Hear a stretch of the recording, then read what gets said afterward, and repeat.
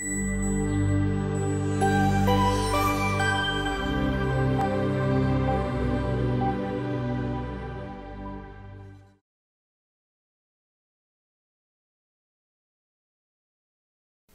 you. And so I'd like to thank everyone who woke up early to come to this session. Well, you know, I'll try to wake you up with some statistics, some words never said. So I'm going to talk about personalized nutrition by prediction of glycemic responses. First of all, I'd like to say that all of the work presented here was done together with this guy, Tal Kurem. He's a great friend and colleague and now a professor at Columbia University. And when we looked at personalized nutrition first, we were startled by the incidence of metabolic disease. And I'd like to demonstrate it with a map. So this is the United States circa 1985. I guess some of you have seen this map. The white states have no data. The light blue states have less than 10% obesity. The darker blue have 10 to 14% obesity. And as we progress through the years, we start getting more data, but also new categories. In 1991, we have 15 to 19% obesity. In 97, we have more than 20% obesity. In 2001, we have more than 25%. In 2005, we have more than 30%. And it just keeps on going and going and going. We have data until 2010, but I can assure you that the last decade, nothing substantial has changed. We're still in the midst of this epidemic. And it's not just obesity, it's also diabetes that has risen from about 5% in the 1980s to more than 8% today. And this comes at a huge cost, not only to patients, but also to healthcare systems and governments, because it's really staggering costs. And it's widely accepted that nutrition is a major source for this epidemic. And just to name a few recent changes to our nutrition in the last 50 years or so, we started consuming less fat. It changed from about 20% of calories in the 1970s to about 15% of calories today. Sugar mainly took its place and makes up about 20% of calories consumed today. We started consuming more artificial sweeteners and additives, and we started eating at different times because we fly around and we have electric light and these sort of things. But if nutritional changes did drive this metabolic disease epidemic, what we were asking is whether we can restore metabolic health by restoring healthy nutrition. But when we started asking what healthy nutrition is, we started getting all kinds of different answers. And it seems that everyone has their own opinion on healthy nutrition, especially Time magazine. So, for example, in this one right here, cholesterol is bad for you, but 15 years later, suddenly it's good. You should be a vegetarian, but you should definitely eat the Atkins diet. And I like to think that the one on the left, the one from 1972, got it right, and eating may not be good for you. But the question of healthy nutrition is not a question of trend or opinion or fashion. It's a scientific question. So what we try to do in our studies is to answer it using a scientific method. And our method is unique by the metric or marker of healthy nutrition that we chose to satisfy, which Professor Henry talked about a little yesterday. We looked for something that was objective, that was accurately measurable and measurable on large scale, that was clinically relevant, and that was actionable, meaning that we can measure it, take some action to change it, and then measure it again to see if we've succeeded. And we ended up looking at the postprandial or post-meal glucose response as a measure of healthy nutrition. Now, for those of you who weren't present for Professor Henry's talk, when we eat, the carbohydrates in our food are broken down to simple sugars, which are absorbed by our gut into our bloodstream, and that causes blood glucose levels to spike. This causes the release of insulin, which affects fat storage and eventually weight gain, and of course, a couple hours later, also hunger, which causes us to eat again. The way these responses are quantified is by measuring the area under the glucose curve, under the rise and drop of blood glucose. This is called the area under the curve, not surprisingly. And these spikes in blood glucose are also associated with many other metabolic diseases, and of course with diabetes and obesity. And last but not least, it's very easy to measure. So it's very easy to get a response variable for each and every meal that a person eats.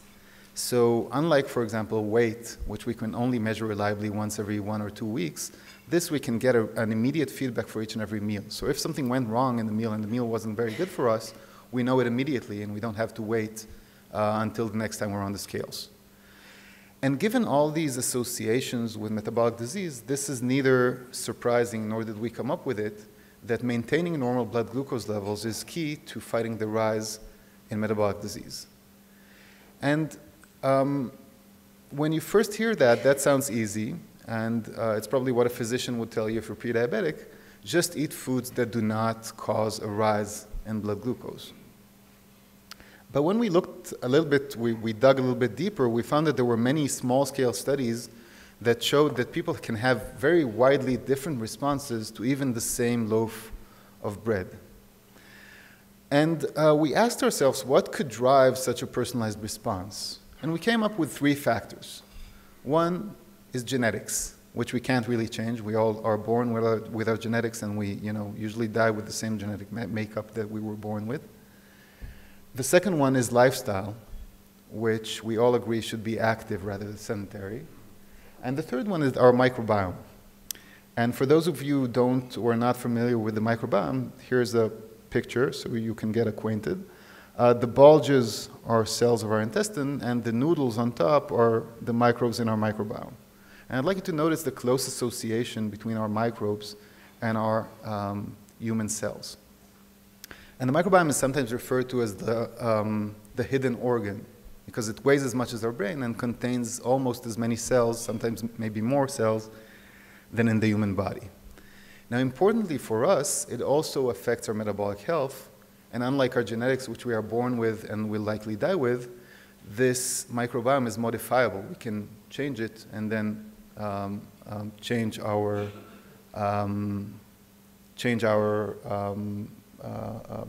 metabolic health. And I'd like to present a few studies that show you how the microbiome affects our health. So this study was done by Stanley Hazen's group at the Cleveland Clinic. They looked at carnitine, which is a compound found in red meat. Carnitine is metabolized by the gut microbiome to form TMA. TMA is oxidized in the liver to form TMAO. TMAO reduces reverse cholesterol transport and bile acid synthesis, which eventually causes our arteries to clog. And interestingly, if you remove these specific gut microbes from the equation, the downstream effects are attenuated as well. So this is one of the first studies that showed a connection between personalized response to diet and a specific configuration in the gut microbiome. This is another study from Jeff Gordon's lab, and they looked at pairs of twins that were discordant to obesity. One twin was obese, the other twin was lean. They transplanted these twins' microbiomes into germ-free mice. These are mice that do not have a microbiome of their own.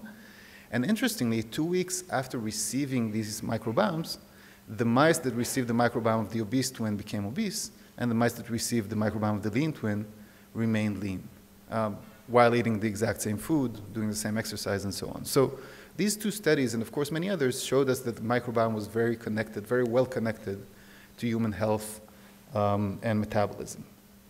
So just to recap what we said up to this point.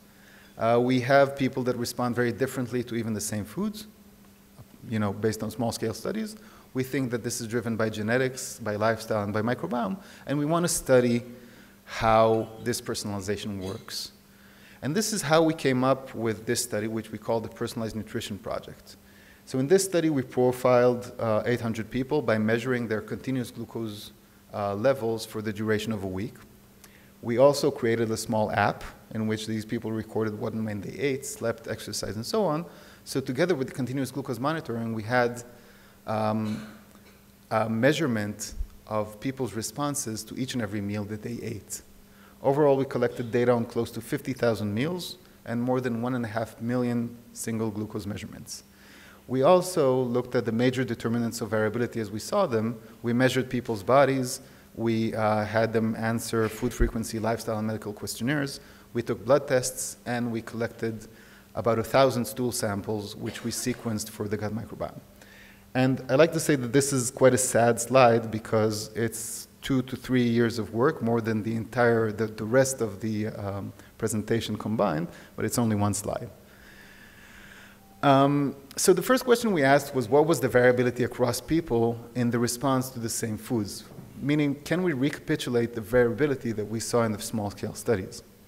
And as a standardized way to study variability in response to foods, we gave people standardized meals to replace their breakfast that contained either bread, bread and butter, glucose, or fructose, 50 grams of available carbohydrate each.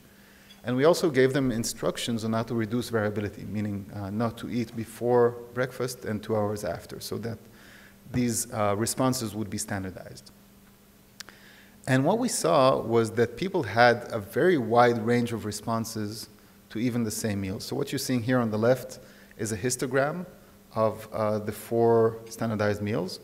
And I'd like you to notice that people's responses cover the entire range of possible responses for each one of the standardized meals. And I'll demonstrate it with 4 responses to the same loaf of white bread. I'd like you to notice, so people here are color-coded. I'd like you to notice that people are very similar to themselves, but very different from one another in response to bread. And you may say that, well, you know, maybe people are different, but at least there's some, you know, internal ordering in foods. Some foods are always better or always worse than others. But even this is not the case. So what you're seeing here are people's responses to foods. Each line in this graph is a participant in our study, and responses are color-coded. Yellow is a high response, and blue is a low response. And you can see that some people have the highest response to glucose, some people have the highest response to bread, and some, a minority, has the highest response to bread and butter. And again, I can demonstrate it with 2 people, one with a reproducible and high response to glucose as compared to bread, and one with a reproducible and high response to bread as compared to glucose. And this is true not only for standardized meals, but also for real-life meals. For this, you know, this is an example with one person responding higher to banana as compared to cookies, and the other one doing it the other way around. Now, what this as a whole means, and this is a major take-home message from this study, is that general nutritional recommendations given to the public without personalization are suboptimal, at least as far as blood glucose levels are concerned. But we didn't come here just to try and describe the variability. We want to do something more. We wanted to see whether we can solve this predicament of people responding differently to different meals. In order to do that, we want to predict people's responses to any given meal. And just to give you an idea of the baseline, usually when you think of limiting post-meal glucose responses, you think about counting carbs. So what you're seeing here is a correlation, is a scatter plot of meals from our study. On the x-axis, we have the carbohydrates in the meal. On the y-axis, we have the post-meal glucose response to that meal. And what we can see is that there is a correlation between carbohydrates and response, but you wouldn't want to design your diet just based on this correlation, because look at the meals on the bottom right, the dots on the bottom right.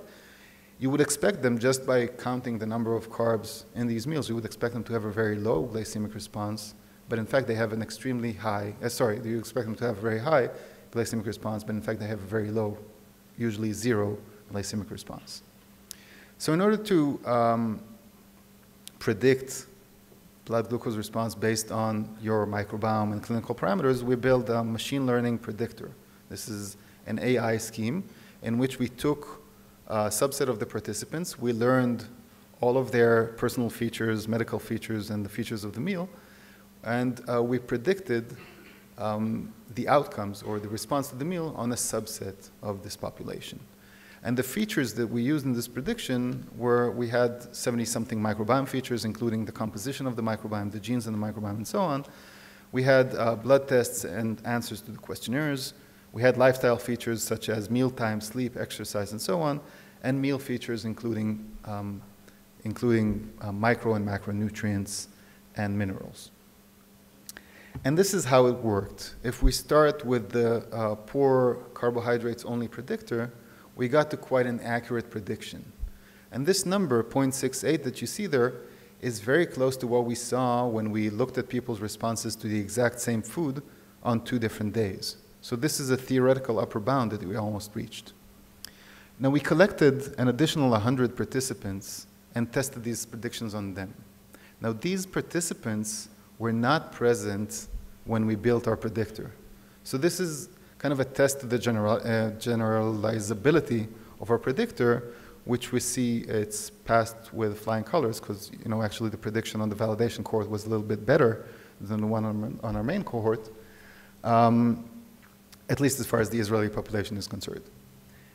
We then, so this is our study, but this study published last year took our exact same algorithm and tested it on Midwestern American individuals and also got quite accurate results, meaning that this prediction algorithm is also applicable to other populations as well. But we were not done. Okay, so we made these predictions. We could predict your response to any given meal, but we want to see whether we can do something even better with that, whether we can use these predictions to design short-term proof-of-concept diets. And to this end, we collected additional participants, mostly pre-diabetics. We profiled them for a week, measured their blood glucose, took their microbiomes, and so on. And we selected meals using the predictor to act as good meals designed to lower your blood glucose responses or bad meals designed to increase your blood glucose responses. These meals were selected based on what the participants wanted to eat. So they sat with dietitians, gave them meals, and then we let our predictor predict which meals are bad and which meals are good. We then assigned these good meals and bad meals for 1 week each. They were assigned double-blindedly, meaning neither the dietitian nor the participant knew what they were giving or what they were getting. And just to prove to you that they didn't know, I let you guess which is the good, which is a good diet and which is a bad diet. So on the left we have measly, sushi, marzipan, corn and nuts, Toblerone and coffee. On the right we have egg with bread and coffee, hummus and pita, edamame, vegetable noodles with tofu, and ice cream. So who thinks the diet on the left is the good diet? Who thinks the diet on the right is a good diet? Okay. For those of you who answered, it was about 50-50. And this is the way it works. So the bad diet's on the left and the good diet's on the right. And it was surprising to us because, for example, sushi was on the bad diet of this person. We thought it would be on the good diet. And ice cream was on the good diet, where, in fact, we thought it would be on the bad diet. And interestingly, some foods that were on the bad diet of some people were on the good diet of others. For example, pizza was on the good diet of 2 people and on the bad diet of 4 people. So you have like a 33% chance of having pizza on your good menu, which is, I'll take those chances. And this is how it worked. So in red, you're seeing this person's responses throughout the bad diet week. And if you're a physician, and I guess there are some physicians in the crowd, you would say that these responses are characteristic of a pre-diabetic individual. They are very high, very wide, and they have this person spends a lot of time in high glucose levels. But in green, you can see the exact same person's responses during the good diet week. So, in fact, what we did here was to take an otherwise pre-diabetic person and just based on an algorithm, turn them into a normal glycemic individual. And it worked the same way for most of our participants. So what you're seeing here, the box plots are the responses during the bad week and the good week. So the red is the bad week and the green is the good week. And in some people, we had almost 2-fold decrease in responses during the good diet week as compared to the bad diet week. So to summarize this part, I showed you that there was huge variability in responses to even the same meals. I showed you that you can account for this variability and use microbiome features and clinical features to accurately predict people's responses to any given meal. And then you can use these predictions in order to successfully lower post-meal glucose in short-term proof-of-concept diets. Now, people often ask me, so this is short-term, what about long-term? And this is why I'd like to show you a couple slides from an unpublished study. Published studies, actually. So in this study that was performed in Professor Ron Segal's lab, they took 200 participants, pre-diabetics, randomized them into a subgroup that received the algorithm diet and a subgroup that received the standard of care diet, which is the Mediterranean diet. And in both groups of the diet, we saw a decrease in glucose levels as compared to pre-intervention. But in the algorithm diet, as compared to the standard of care diet, this decrease in glycated hemoglobin, for example, persisted for longer as compared to the standard of care diet. And interestingly, using this algorithm diet, we were able to improve long-term outcomes in type 2 diabetes, for example, glycated hemoglobin, fasting plasma glucose, triglycerides, insulin resistance, and many others. So with this, I'd like to end. I'd like to thank the labs of Eran Segal and Eran Elinav at the Weizmann Institute of Science, Professor Tal Korem, who's now at Columbia University, our collaborators from David Israeli and Zamir Halprin, and you for listening. Thank you very much.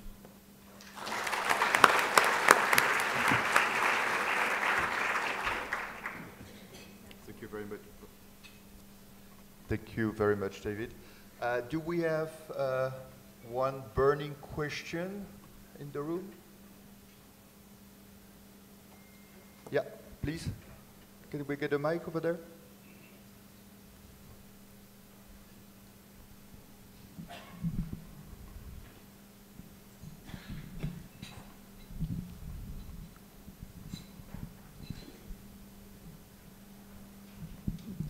Thank you. It was a very good presentation, and congratulations for that.